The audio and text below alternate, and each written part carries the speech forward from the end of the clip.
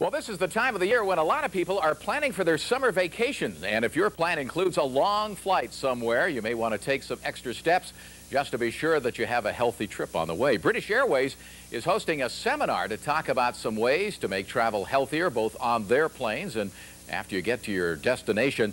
Diane Fung is a spokesperson for British Airways, and Dr. Al Faisal is a neurologist who specializes in sleep disorders like jet lag. Let me talk about jet lag first. Is there any real cure for jet lag?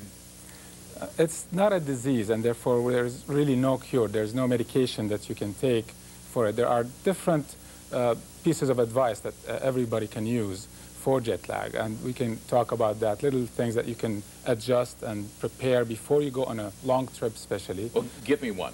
The main thing that leads our sleep is really the lights, or at least that's part of the leading factors. Yeah. So if you can start changing your schedule to adjust to the new country, the new time zone where you're going to, by, for example, changing your time of sleep to the new time, and time of you eat your meals to the new time. So if you're going east or west, just pretend like you're already there when you get on the plane. If you can. If you can. Gradually, you can do that, yes. And Diana, what is British Airways doing? You've got some new seats, I understand. We do. Well, our research has shown that 95% of jet lag is actually caused by lack of sleep. Yeah. So what British Airways has done, and we're the only airline to do so, is to put flat beds in business class.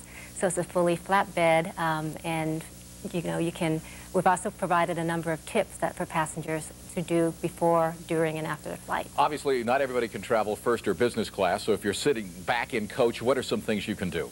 Well, there's a number of things that you can do. First of all, we suggest that people get up and walk around as much as possible, drink more fluids, eat a light meal. But we'll also introduce a fourth cabin that also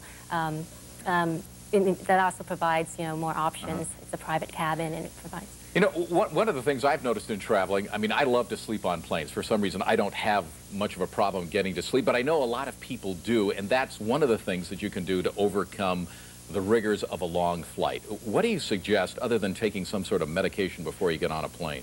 To sleep on the plane? Yeah.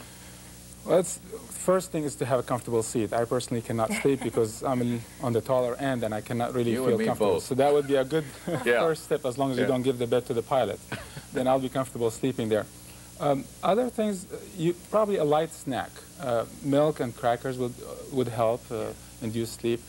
General advice that I give to different people is what we call sleep hygiene instructions. So if you're conscious or thinking about something, like if you're going to a meeting, it would be a good idea to write things down so you don't have to think about it, and then you can just relax and try and go to sleep. Another thing, too, I guess, Diana, would be to wear loose-fitting clothes, stuff that's comfortable on the plane. Exactly, to be as comfortable as possible, and we try to create an environment, we call it the lounge in the sky, that's as comfortable as possible. So also passengers can go and raid the larder, and they can get food whenever they want.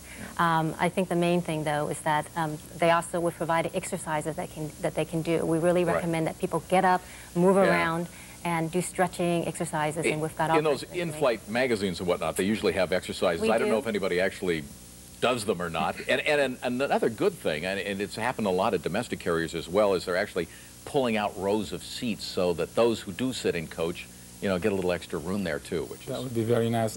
One simple exercise that anybody can do, and probably should do, is just to extend and flex their feet. Because if you're sitting in the inner seats and you can't really walk around too much, then that's an easy thing. While you're sitting, you can extend those muscles. And we do have a healthy journey brochure that passengers can pick up at the airport and when they book their flights as well. And that does tell you about the exercise, and it's in the in-flight magazine as well, and a video. Okay, so we got some great tips here from the experts if you're lucky enough this summer to be taking a long trip to some exotic destination. Back to you, Michelle.